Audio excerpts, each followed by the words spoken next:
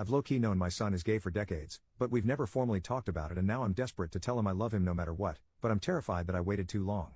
I should start by saying that I'm not usually the type to ask the internet for advice, especially on something so personal.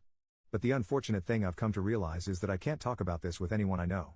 I'm in my late 60s and my son is in his late 40s. His mother and I divorced when he was young, and for all intents and purposes, I essentially raised him as a single father from a certain point onward. I did my best to raise him well and to be sure he had everything he needed, but I worked a lot of hours and was very career focused. I realize now I was somewhat absent. I'm also fairly emotionally reserved in general, at least when it comes to physically speaking. I'm better at writing.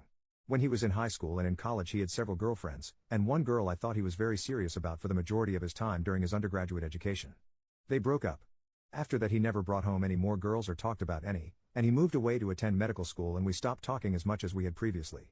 I remember very distinctly one time while he was visiting on a break from school I was worried about him and I had asked if he was on drugs. He just looked physically ill and in a poor state. He assured me it was stress from school and he would be fine. But I remember this clearly because this visit home was when I first started to think he could be gay. Now the thing is, my son has never told me that he is gay even to this day, but it has become an unspoken acknowledgement between us. He has a roommate, that's how we mutually refer to him, and he's had the same friend for a long time. Sometimes I will ask about him, but the answers are always short, basically that he's doing well. I think I know maybe 5 things about his friend after some almost 20 years, maybe longer. We speak on the phone occasionally as we live far away, and this is something we never discuss much if at all.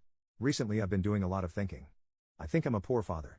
Somewhere down the line I taught my son that we can't speak about who he is. I'll admit I'm not the most versed in this kind of lifestyle thing, but I don't want to be shut out from his life. I want to tell him that whatever this is he's perfectly fine in my book and I love him. I want to know him and his friend, but I don't know how to tell him or what to say. I'm not sure if I should say boyfriend, as again, he's never said anything to me about being gay. I've just pieced it together over time, so I'm not sure if that's what I should say. Should I just spontaneously bring this up with him? There never seems to be a good time to say what I'm thinking, and the topic seems too serious to send an email or very long text message. I'm not sure if a written mode of communication would be too informal or make it seem that I don't care. At that, I'm not sure where we should go from there. First update 1 week later. I'm thankful for all of the kind advice I received in regard to my first message here. After reading all of your words, I decided I would handwrite my son a letter and send it in the mail as we live across the country. In summary, I wrote about many things and the letter ended up being much longer than anticipated.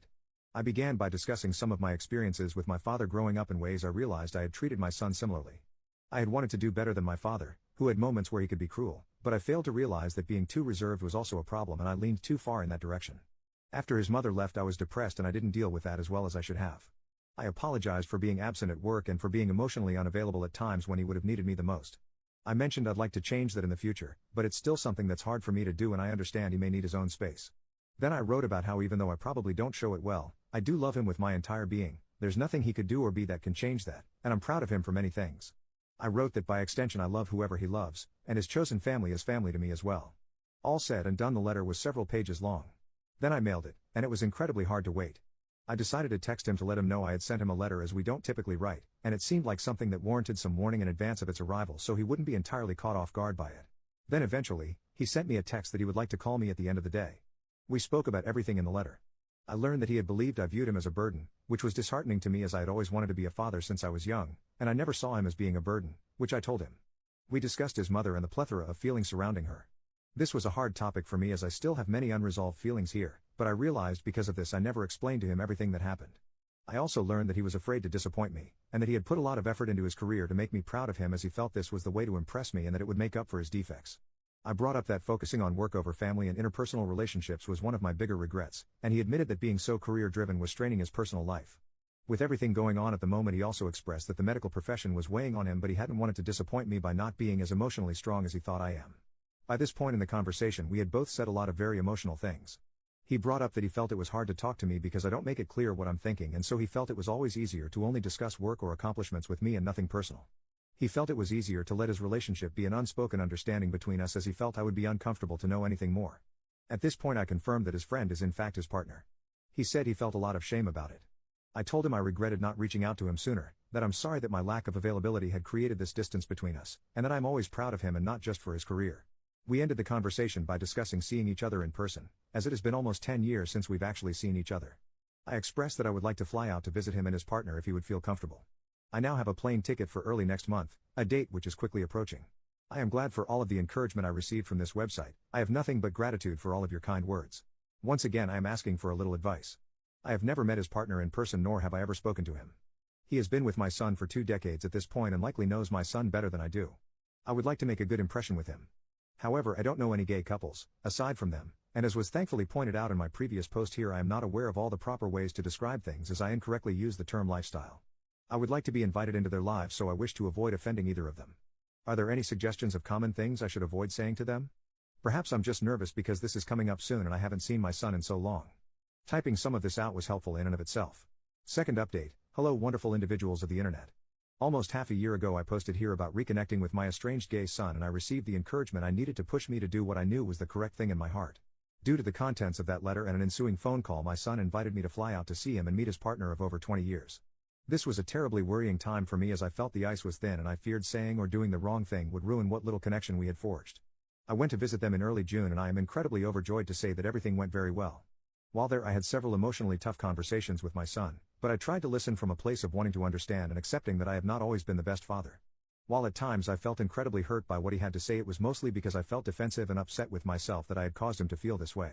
I wasn't always sure how to respond, but it seemed that verbalizing that I felt this way and that I would need time to give him a proper and reasoned response to some of his comments, rather than a defensive one, was the right thing to do. I would then reflect on my own and give him the response he deserved from me. While there I also had a discussion with his partner, and I am glad that this man has been in my son's life. He is a truly good man, and he did say that he was cautious of me because of the past, but that he hoped we could all move forward from it. I also learned on this trip that they are foster parents and have also adopted 2 beautiful children. I did not meet them on this first trip. My son was worried that having kept this information from me would cause me to become upset, and I was sad to have put myself in a situation where I wasn't involved. But ultimately I can only feel tremendously happy. Soon after that trip I flew out to visit them again after we had all recovered from the first trip. And soon after that I flew out a third time. I am relieved to say that after those first trips it is almost as though there was never any time we were apart, and we have been talking every day.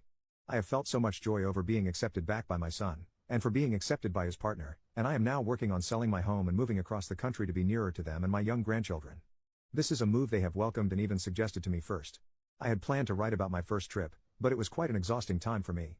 While it was absolutely necessary, it was also draining. After a time I forgot. But I have realized that had I never posted anything here, had I just kept up the way things were, I would never have had my son or his partner in my life as I do now, and I would never have known the children they have welcomed into their home. I only hope that moving forward I can live out my retirement watching my new, wonderful grandchildren grow into the bright people they will become. Nothing gives me more joy, and in part I have this place to thank for it. So thank you.